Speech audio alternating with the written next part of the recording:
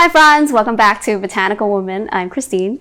Today I want to give you my first impression of this aquarium that I got. It's a 36-gallon bow front tank from Sea Clear that I got off of PetSmart. You're going to see me unbox it. I have some commentaries for you there, and then I'm going to give you some commentary about the tank after using it for 2 weeks.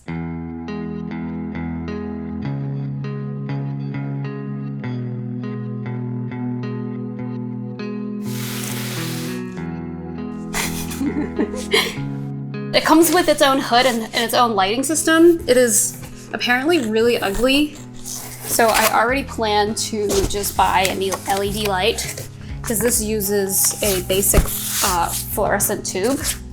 It doesn't even come with it, so I'm not even gonna bother. And here's the tank. The guy who opened it in the video said it was really light and he could pick it up himself, so I'm gonna try that. Yeah, it's not heavy at all because it's plastic.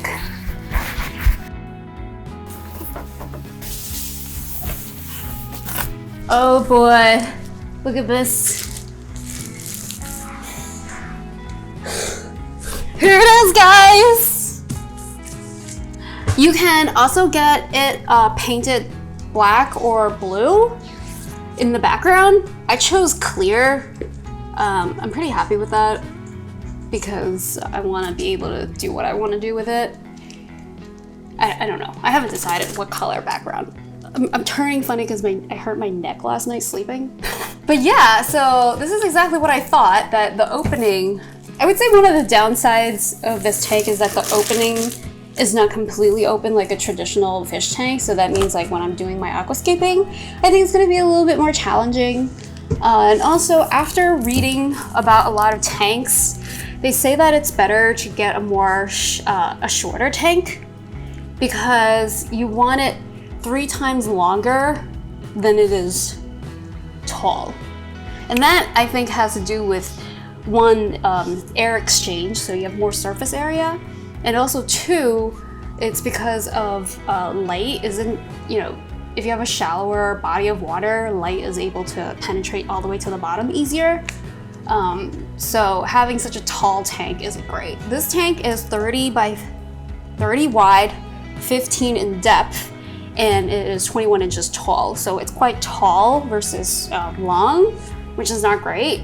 It is also I do like it because it is a bow front. So it's not flush in the front, so it'll give you a, I guess, more rounded view, which is gonna be quite cool.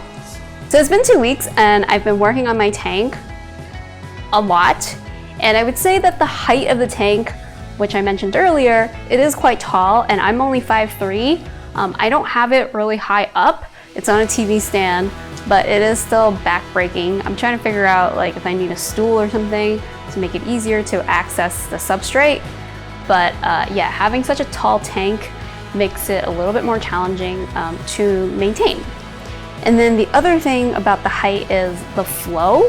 I've been trying to get the flow correct, meaning creating enough current in the tank. And I need really strong current up in the top in order to get some good movement at the bottom of the tank. So having such a tall tank, it's part of the disadvantage. So something to consider if you're considering this tank. Second, I don't love the water buildup. Up on top, it's not completely open, so a lot of water stains end up drying on it, and so I'm constantly wiping it and cleaning it off, and obviously it scratches the top very easily, which I've already done, but it is inevitable. It is acrylic, so it is something that I already knew I was getting myself into.